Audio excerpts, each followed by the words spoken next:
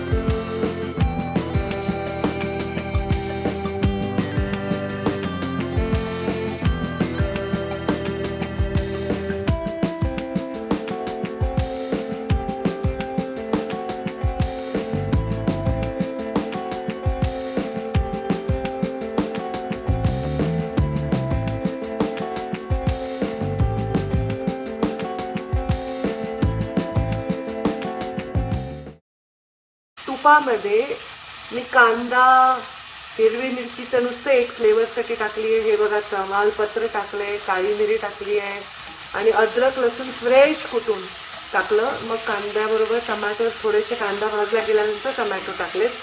असा माझा छान डब्बा आहे पितळेचा, ज्याच्यामध्ये अख्खे मसाले असतात. हे मला गिफ्ट केलं आहे आमदार सीमा हिरेच्या बहीणबाईंनी, आणि त्यांच्याकडे खूप मोठा पितळेचा संसार होता आणि मला तो खूप आवडला. तर त्या म्हणल्या आता ही आमची आठवण म्हणून घेऊन जा आणि वापरा. तर त्यांनाही बघायला मिळालं तर बघा, मी वापरते. हे अख्खे मसाले असे हातात ठेवले ना की आपल्याकडून चुकत नाही, काही विसरत नाही काही, तर मी नेहमी असे ठेवते. तर जे माझे इन्स्ट्रक्शन आहेत ते माझा कुक वगैरे पाळतो. ते मग मध्ये घासावं लागतं मात्र हे खूप स्वच्छ.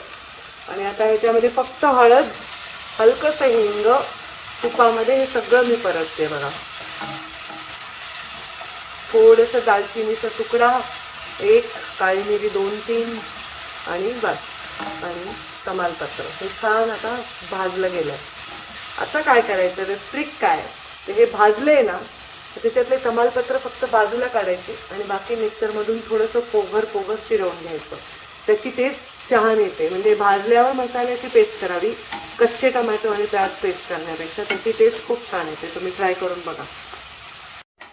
हे कुकरमध्ये डाळ लावलेली आहे. डाळमध्ये जर 2 वाट्या डाळ टाकली आहे उडदाची, आणि त्याच्यामध्ये 1 मुठ्ठं भरून राजमा टाकले. थोडंसं हलकंसं एक तुकडा तमालपत्र आणि दालचिनीचा ह्याच्यातही टाकला, म्हणजे त्याचा सुगंध त्याचा येतो. आता हे मी डाळ घोटणार आहे. हे जी डाळ आहे इसके अंदर से दिखावे. हे बघा, ही डाळ ह्याला असं चांगलं घोटायचं. ह्याच्यामध्ये काळं चिकट असं त्याचं पाणी येतं. हे राजमा वगैरे असं छान ते एकजीव करायचं. परत आपण त्याला मसाल्याबरोबर शिजवणारच आहोत. खूप बघा किती असं त्याला खूप असं जीव लावून घोटायचं. तर तेवढा जीव माझ्यात नाही आहे.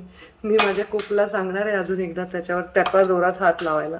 तर हे असं छान असं छान घोटायचं. नाही रे बेटा, असं मिक्सरमध्ये पिसून घेतलं. आता ह्याच्यात थोडंसं बटर टाकायचं. हे जे डाळ आहे ना, ह्याच्यामध्ये बटरला टेस्ट जास्त येतं, कारण हे डाळ माखनी आहे, कारण ती माखनी असल्यामुळे बटर टाकायचं. असं बटर ऐसा होता है, कहीं भी गूगल पे टिक. हे बघा, छान बटर असं वितळून घ्या. बघा, आता मी ह्याच्यातच कांदा आणि टमॅटो परतले. आणि परत ते काढून ठेवले. ज्याच्यात कापलं त्याच स्टीलच्या ताटलीत मी ते काढले आणि मग मिक्सरमध्ये काढले. म्हणजे माझे भांडे वाया गेले का, दुसरं भांडं याला, त्याला दुसरं भांडं, मग स्टीलची ताटली वेगळी, परत वेगळा ट्रे, असं काही नाही केलं. आता ह्याच्यामध्ये थोडेसे जिरे टाकायचे. छान. मी तर मग अशा फोडणीत टाकलं ते छान, नुसता सुगंध येतो. बस. आता हे पेस्ट, हे आपण जे मगाशी कांदा आणि टमॅटो आणि लसूण जे परतले होते, ते परतलेले थंड झाल्यावर त्याला छान मिक्सरमध्ये परत तसं पिसून घेतलं. एकदम चिकट पेस्ट नाही केली आहे, पोगर पोगर केलं आहे, कारण ते छान लागतं टेक्स्चर. तसं केलं आहे बघा.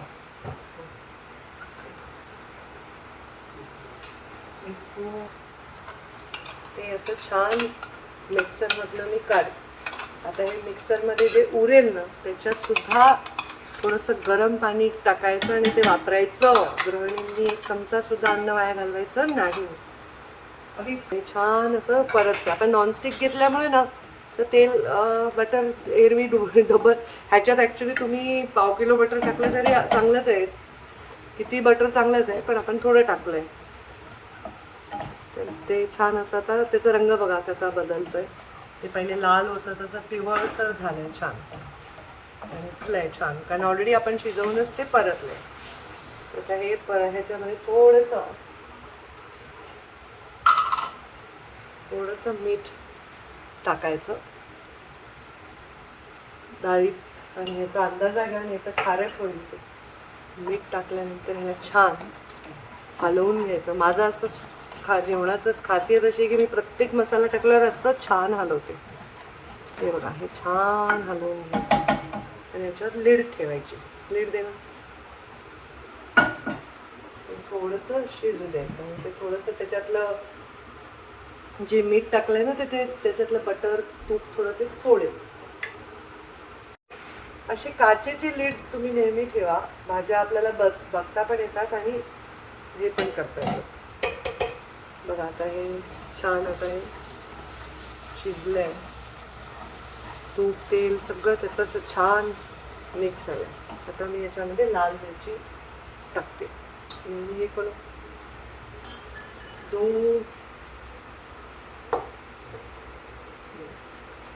ही लाल मिरची पावडर आहे. माझ्याकडे अशा छोट्या छोट्या बरण्या आहेत, मीच आणते.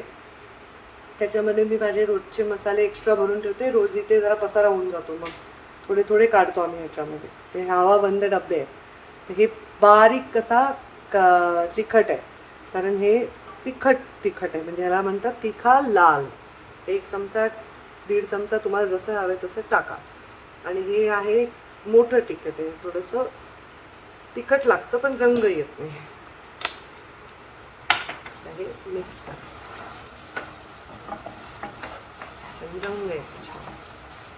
हे बघा, हे सगळं तिखट असं छान असं मिक्स करायचं. आणि आता धनिया पावडर 1 चमचा 1.25 चमचा धनिया पावडर. हे प्रमाण वगैरे मी तुम्हाला सांगू नाही शकणार, कारण मी कधी प्रमाण बघून स्वयंपाक करत नाही की 2 टमॅटो 3 कांदे 2 पाकळ्या लसूण, मला नाही कळत. मला फक्त माझा अंदाज असतो, मी त्याच्याप्रमाणे टाकत असते. तर बघायचा रंग किती छान आलाय. दोन्ही प्रकारचे तिखट टाकल्यामुळे छान आलाय रंग. म्हणजे आर्टिफिशियल रंग नका टाकू, मिरचीचाच रंग आहे. जिरा पावडर बच्चा, जिरा पावडर 1 चमचा जिराची पावडर. थोडं ह्या जिरा पावडर जास्त असते ह्या रेसिपीजमध्ये, पंजाबी स्टाईल. हळद थोडी कमी टाकायची ना, कारण वरणात हळद ऑलरेडी टाकली आहे. माझ्या कुकनी ऑलरेडी हळद टाकली, थोडी कमीच टाकायला पाहिजे, पण त्यांनी टाकली. आता हळद टाकली कमी केली, छान रंग येतो त्याचा. ह्याच्यात थोडी, आता बघा किती छान दिसते की नाही आपला मसाला. म्हणजे मला प्रत्यक्षात तो जास्त छान दिसतोय, तुम्हाला म्हणजे व्हिडिओमध्ये थोडा लाईट दिसतोय. आणखी 1 चमचा आता मी गरम मसाला पण टाकलाय, कारण तो सगळ्यात शेवटी टाकायचा, कारण हे मसाले सगळे शिजलेले असतात, ते कच्चे नसतात. त्यामुळे ते नंतर टाकायचे. जेव्हा आपण भाजी बनवत असू तर टमॅटो प्याज तेला मीठ टाकून शिजवल्यावर ते तेल सोडल्यावर मग बाकीचे मसाले टाकायचे. हे मी कुठल्या तरी नवीन जेव्हा लग्न झाल्यावर मी अमेरिकेत खूप स्वयंपाक करायचे, आणि भांडी पण घरीच धुवायचे, कपडे पण घरीच धुवायचे, तेव्हा मी हे पुस्तकं वाचायचे. त्याच्यात हे सांगितलं बघा. आता हे बेस्ट मसाला कोणता माहिती आहे, जो असा चिटकला नाही बघा. हे बघा असं कसंही सरकतोय बघा, हे छान, कारण तो असं छान एकजीव शिजलेला आहे. आता साहजिक आहे, तुम्ही ॲल्युमिनियम आणि लोखंडाच्या कढईत तो पकडतो. सगळं आता झालं. आधी आता बघा हे डाळ ह्याच्यामध्ये टाकायची.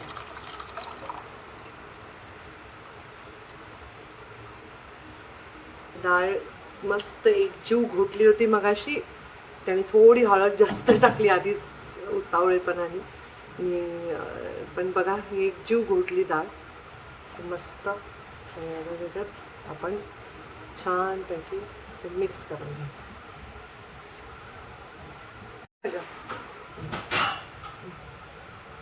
बघा ही माझी डाळ शिजत आली. आता शिजलीच आहे ती, तयारच झाली आहे. फक्त ह्याच्यामध्ये आता मी सांगितलं तुम्हाला, जास्त तिखट हवं असेल तर जास्त तिखट करा. हळद थोडी कमी घाला माझ्या ह्याच्यात, मी हळद आधीच घातल्यामुळे थोडं. पण बघा ह्याचा रंग किती छान आला, किती एकजीव झाली आहे अशी माझी मस्त डाळ. आता ही डाळीला थोडं बघा असं पातळपण आहे, असं लक्षात येईल तुमच्या. मीच ठेवले पाणी अर्धा कटोरी जास्त. आता मला त्याला शिजवायचं आहे, याच्यामध्ये शिजवायचं आहे. तर आता मी ते शिजवणार. आणि हे शिजवत असताना थोडंसं आंबट असं दही घालायचं आपण त्याच्यामध्ये. आता आम्ही दही हे पहा. आता माझ्याकडे ना असं हे विरजणाचं ह्याच्यात दही लावते मी. आपल्यापुरतं थोडं लावायचं. मला सप्पक दही लागतं, पण ह्याच्यात थोडंसं आंबट दही टाकायचं. त्याचा आंबटपणा येतो आणि दह्याचा पण तो थोडासा चिकटपणा येतो. हे पहा.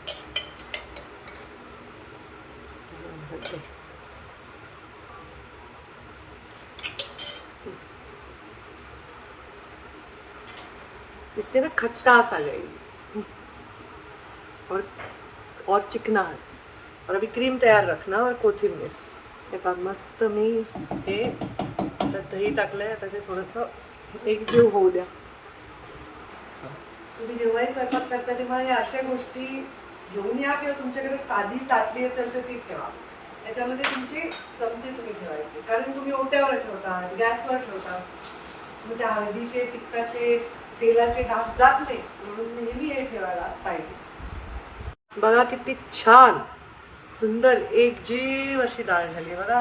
ही तुम्हाला ना थोडीशी लाईट दिसतीये, म्हणजे पिवळसर कॅमेरामध्ये, पण प्रत्यक्षात ती ह्याच्यापेक्षा थोडी काळी आहे, कारण ते कॅमेऱ्यात थोडं वेगळं दिसतंय ते. पण बघा इतकी छान एकजीव झाली आहे. ते दही घातल्यामुळे त्याच्यात छान असा हलकासा आंबूसपणा आलाय. मस्त बघा. आता हे बाजूला बघा कशी ती मस्त डाळ अशी झाली. आता ही घट्ट होईल थोड्या वेळ, कारण ती डाळ पूर्ण पाणी पिऊन घेते. आता मी घरचं जे आपली घरची साय असते ना, ही दाल मखनी रोज रोज बनवू नका, खूप हेवी असते. बटर, तूप, साय, क्रीम, ते घरची साय मी ह्याच्यामध्ये टाकणार आहे, कारण ह्याच्याने त्याचं खरं टेस्ट त्याच्यामध्ये आहे.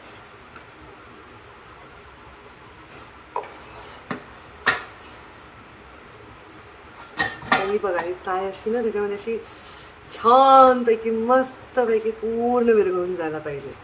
क्रीम दिसलं पाहिजे, पांढरटपणा दिसला पाहिजे. बघा काल तुम्हा सर्वांबरोबर मी यूट्यूब लाईव्ह केलं, आणि योगायोगाने आजच संध्याकाळ फ्री मिळाली मला स्वयंपाक करायला छान.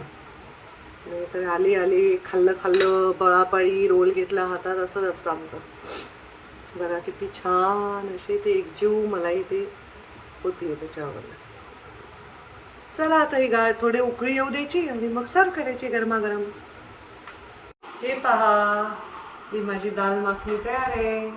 आता मी त्याला छान भांड्यात काढले आणि आता मी सजवणार आहे त्याला. या मी तुम्हाला दाखवते की मी त्याला कसं थोडंसं सजवणार आहे.